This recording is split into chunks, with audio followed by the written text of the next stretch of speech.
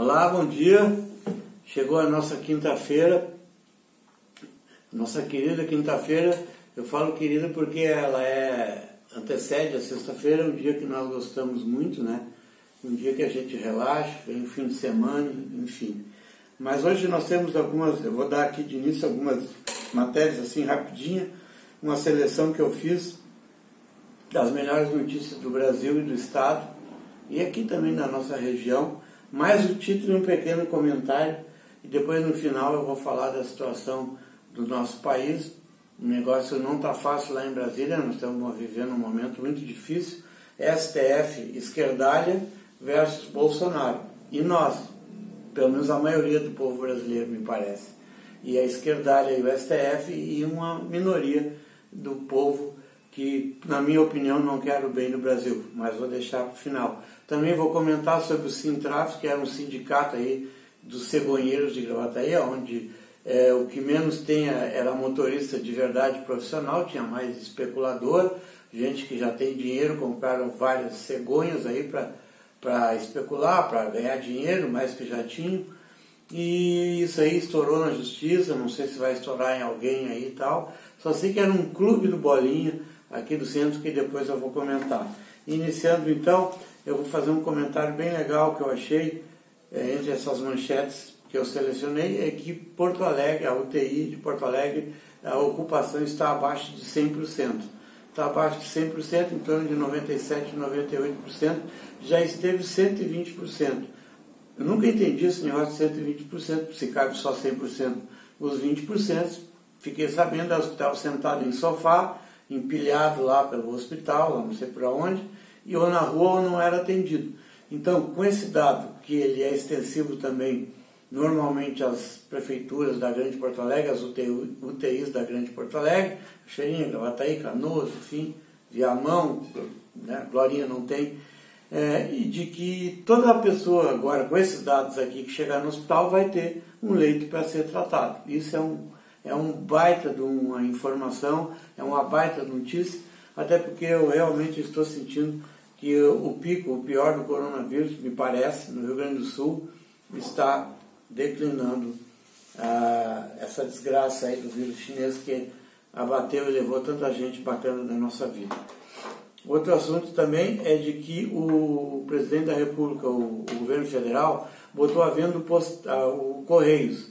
Dificilmente alguém vai comprar os Correios, primeiro é uma coisa cara, a não ser que aconteça como a CE, né? Que a CE foi doada praticamente, e o Correio, com todos os problemas que tem, quebrado o Correio na época do Lula e da Dilma, governo petista. O Postales, que é um sindicato dos funcionários, foi assaltado, saqueado, roubado, tem gente respondendo o processo, mas não foi só o PT, foi o MDB, foi diversos partidos que se aproveitaram ali. Todo mundo roubava tudo aí, né? O problema do Bolsonaro, a maior é essa, ele fechou o cofre, fechou as torneiras, e a mídia grande, que viveu sempre mamando no governo, né? Querendo mandar em todo mundo, e também os partidos políticos, que viviam do dinheiro das estatais, da Petrobras e tal, não tem mais esse ralo para ir fora o dinheiro do povo brasileiro, por isso que eles querem tirar o Bolsonaro, certo? Para mamar cada vez mais. Outra taxa de ocupação, o prefeito outra notícia, Jair Jorge, está anunciando que vai ajudar 5.500 micros e pequeníssimas empresas, individual certamente, né, PJ e tal, no seu município. Ele vai dar uma grana, um empréstimo lá a perder de vista, sem juro, e eu acho muito interessante, é bom que além aí que essas prefeituras daqui da nossa região também, se tem dinheiro em caixa, eu acredito que tenham, né? Nunca os hospitais e prefeituras tiveram tanto dinheiro em caixa, tendo em vista os repasses do governo federal, em nome do coronavírus, mas nem tudo foi colocado para o coronavírus. Então, é bacana essa atitude do Jair Jorge, que com o dinheiro do caixa da Prefeitura de Canoas vai ajudar 5.500 pequenas e médias empresas, comércio, enfim, do município dele. O pessoal fala mal do Jair Jorge, mas olha só, ele está tendo uma atitude melhor do que muitos prefeitos aí. gestão é isso, né? O dinheiro público é para ajudar muitas vezes o pessoal que precisa.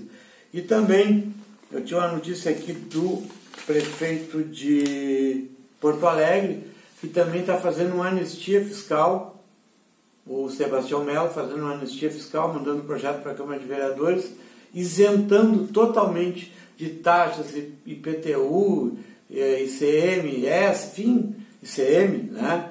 ISSQN, ITBI, esses impostos municipais. Parabéns para o Melo. O Melo realmente está se notabilizando por ser um bom gestor, né? Ele era um bom político, o que não significa ser um bom gestor, mas ele é um bom político e tem se notabilizado por ser um bom gestor.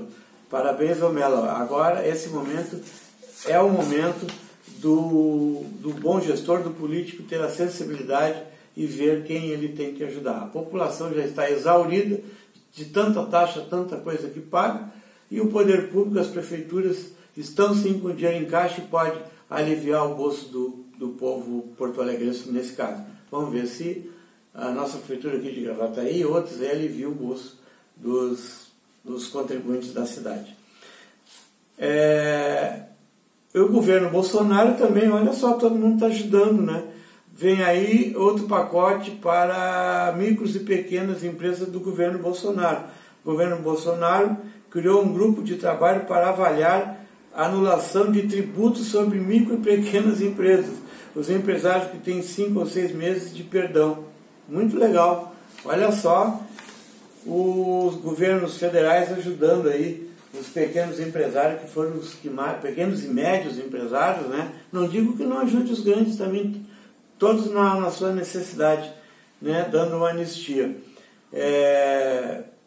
O governo Bolsonaro também, notícia que peguei ontem, autoriza a licitação para o projeto de construção do aeroporto Vila Oliva. Tantos anos a comunidade de Caxias do Sul pede para fazer um novo aeroporto, o aeroporto de Caxias do Sul, e o governo federal autorizou ontem a fazer a licitação, a tomada de preço, licitação, enfim, do que corresponde a 50 municípios lá da Serra.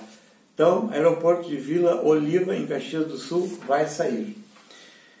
A notícia política de ontem também, que o STF confirma a cassação do deputado gaúcho Luiz Augusto Lara, do PTB. Olha só que coincidência, né? Que o Lara foi retirado da presidência do PTB e colocado o Edir Oliveira, e o Lara, deputado Lara, foi cassado pelo STF, e agora ele não é mais nem deputado e nem presidente do PTB. O que será que esse homem fez? Não entrei nem em detalhes da matéria. E o juiz federal de Brasília, da Lava Jato, considerou que as gravações hackers contra a Lava Jato são imprestáveis. Ou seja, aquela decisão que anulou os processos contra o Lula, todos foram baseados, Lewandowski, Gilmar Mendes e outros, nem vou dizer o nome que eu ia dizer, em geral, eles se basearam nessas notícias roubadas, hackeadas, para embasar a anulação dos processos contra Luiz Inácio Lula da Silva. Pois agora, a Polícia Federal, analisando, evidentemente não está brincando, os delegados federais disseram: essas provas são imprestáveis. E daí? E agora? Por isso que eu disse para vocês, que eu vou falar depois, que Brasília está fedendo. Brasília está fedendo, eu tenho uma intuição de que algo vai acontecer, mas depois eu comento isso aí. E o Lewandowski, ele mesmo, que estava enlouquecido para libertar o Lula, porque quem botou ele lá foi o Luiz Inácio Lula da Silva, né, o ministro Lewandowski. Ontem mesmo ele perguntou em ofício para a Polícia Federal, para o delegado federal, detalhes de que por que essas ficaram imprestáveis, essas provas, entre aspas, hackeadas daquele site americano, enfim, que fez uma gravação de conversas do Moro e de Lula e não sei quem mais, e serviu de prova para o STF. Aliás, tudo que é para, vamos dizer assim, popularmente dizer, enrabar o Bolsonaro, serve para aqueles 11 que estão lá. Talvez eu tire lá o Celso de Mello. Talvez eu tire o Celso de Mello. Que ontem foi o único voto divergente, foi 10-1, o único voto divergente da decisão do STF de ontem, dizendo que, sim, o Barroso está com a razão em fazer a investigação da Covid-19 contra o governo federal, contra o presidente da República, Jair Bolsonaro. 10-1. Só o Celso de Mello que votou contra, né? Aliás, é um ministro que eu considero um dos mais experientes, não é um santinho, sei disso, mas é um dos melhores ministros. Eu tiraria, o único que eu deixaria, né, não é assim por Marco Aurélio Mello, o único que eu deixaria desses 11 lá trabalhando ainda, apesar que ele vai se aposentar agora, é o Marco Aurélio Mello, que foi voto discordante ontem. E uma notícia assim estranhíssima, né, de que no Rio Jacuí está havendo uma proliferação de piranhas, né? Piranhas, peixe, né? Os peixes assim redondos que comem tudo. O pessoal pesca, aí quando vai tirar o peixe, lá Jundiá, Traíra e coisa, lá no Rio Jacuí, já estão tudo comidos os peixes, né? Peixes enormes, que as piranhas passam a noite, né? No espinhel, ou na rede, ou enfim, e as cardumes enormes de piranha comem. E essas piranhas podem, sim, vir para o Rio Guaíba. Bom, e se vier para o Rio Guaíba, sabe onde é que elas podem vir? Para o Rio Gravataí. Se elas comessem grama, ainda vai, tem bastante grama lá agora, mas as piranhas são carnívoras. Então, é bom que os órgãos competentes do meio ambiente ficam alertas, já estão alertas para saber se esses animais predadores, né, perigosos inclusive para o ser humano, é só lá no Rio Jacuí ou se isso está se espalhando aqui para nós, certo?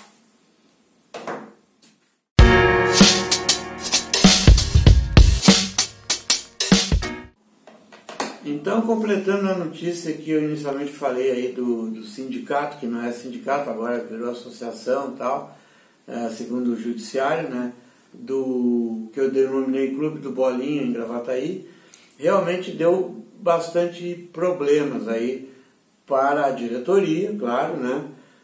Já tivemos lá a presença da agentes da Polícia Federal, eles explicaram, depois falaram de novo, depois bloquearam um automóvel, enfim, uma série de coisas que aconteceu. Eu acho que o sindicato, na minha opinião, começou errado e tudo que começa errado termina errado. Então, naquela época aí, há 20 anos atrás, quando a GM foi fundada, inaugurada, né, brigaram até, não vou nem dizer a forma com a qual, que eu sei bem em detalhes como é que esse sindicato foi criado, enfim, uma briga com os transportadores de São Paulo e tal, e fizeram uma parceria de que esse sindicato ou associação ou ajuntamento, sei lá eu, iria transportar algumas coisas. Daí fiquei sabendo de que motoristas mesmo eram muito poucos e que especuladores, empresários, uns até tinham 20 cegonhas e ganhavam dinheiro e não sei o que mais e tal, outras pessoas tinham 3, tinham 2, políticos e tal. Eu sei que no fim começou a dar a Polícia Federal na história, muita gente deu no pé, e eu acho que fizeram muito bem em dar no pé na hora certa, e hoje houve decisões aí da Justiça que condenaram até 14 anos, inclusive executivos que hoje nem estão mais na General Motors, que tratavam mais desse assunto de transporte de carro zero da GM para a Argentina, para São Paulo, para todas as partes do Brasil, enfim, né?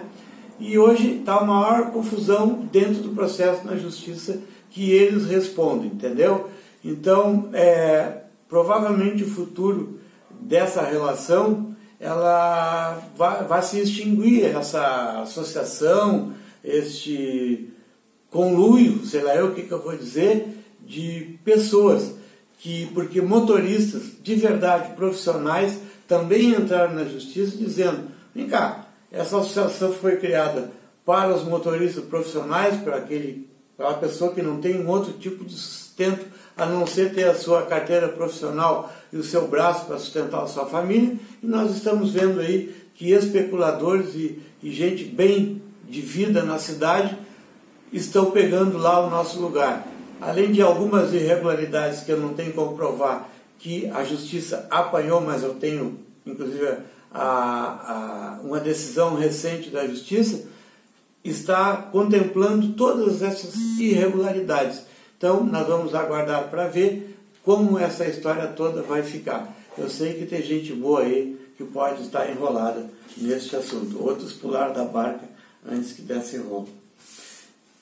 Conforme comentei para vocês, aquela história do STF, esquerda, quase todos eles lá do STF, os ministros, são de origem de esquerda, ou foram advogados do PT, ou ainda são PT, outros do MST, outros por indicação da Dilma, do Lula, enfim, ficaram gratos. Não só ficaram gratos, como são de esquerda. E sendo de esquerda, no Brasil, para mim não representa uma coisa boa. Não tem provado, o governo deles já representa, foi o governo que mais roubou no mundo, pode botar lá. Não existe quem mais roubou num curto espaço de tempo, não digo que outros também não roubaram. Tempo do Collor, tempo do Fernando Henrique e outros tempos também. Eu sei que do Bolsonaro ele não rouba. Então, ontem eu vi uma fala do presidente, eu nunca vi um presidente tão sério falando numa coisa. É o presidente da República. Não adianta alguém estar dizendo, Bolsonaro vai... Não vou puxar o saco do Bolsonaro. Eu vi o presidente da República dizendo que está caminhando sim para um estado de sítio. É muito sério o que está acontecendo. O STF está subvertendo a ordem.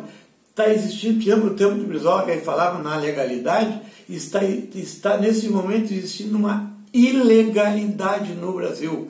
É STF quanto o governo federal. Na minha opinião, eu acho que na maioria dos que olham esse programa, o governo federal sim está preocupado em fazer o Brasil desenvolver. O STF, o governo federal brasileiro mandou bilhões e bilhões e bilhões, tem que investigar os governadores e muitos prefeitos, não todos os prefeitos, mas muitos governadores, uns 20 e muitos prefeitos, que sumiram com dinheiro. Uns já estão inclusive na cadeia. E governadores que foram tirados do cargo, como o Rio de Janeiro, que roubou de montão, e outros da Amazônia, enfim, 20 e poucos governadores roubaram. E o STF está preocupado com o Jair Messias Bolsonaro, o único que mandou quase R$1 trilhão para o povo, para os governos dos estados, e que você sabe muito o que aconteceu. Então é o seguinte, não é só isso. A história do STF, como o coronavírus, da atualidade, tenho certeza que nunca vai sair da cabeça do povo brasileiro o que essa gente está fazendo. Seja individualmente e provar onde, coletivamente, que estão aqui, menos o voto discordante do Marco Aurélio Mello, que esse é macho para dizer que não concorda com os outros 10, dizendo que não é assim para investigar o presidente da República, então investigue todos. Foi mais ou menos o resumo do que ele disse. Então, vai ficar na história o coronavírus, vai ficar na história a esquerdalha do STF e vai ficar na história o governo do Bolsonaro, que, na minha opinião, ele, os seus ministros e os seus militares estão fazendo o que pode pelo bem do Brasil. E o STF, na minha opinião, está fazendo o que pode, junto com a imprensa perniciosa, estão fazendo o que pode para afundar o Brasil, porque a boquinha foi calada, porque a vaca foi para o brejo e eles não podem mais mamar. Esta é o final de toda a história do que tudo que está acontecendo no Brasil. Sabe o que eu acho que vai acontecer? Vai haver sim, em breve, em muito breve, e eu li nas palavras e na expressão do presidente ontem, em muito breve vai acontecer um estado de sítio ou coisa muito pior. Eu sei que eu estou falando. E o presidente da República disse, está dependendo do povo brasileiro nós fazermos o que o povo brasileiro quer. E eu interpreto, o que o povo brasileiro quer, na verdade, é ordem, progresso, trabalho para todo mundo e a economia funcionando. É o que essa gente não está deixando que aconteça. Obrigado, até amanhã, sexta-feira, se Deus quiser.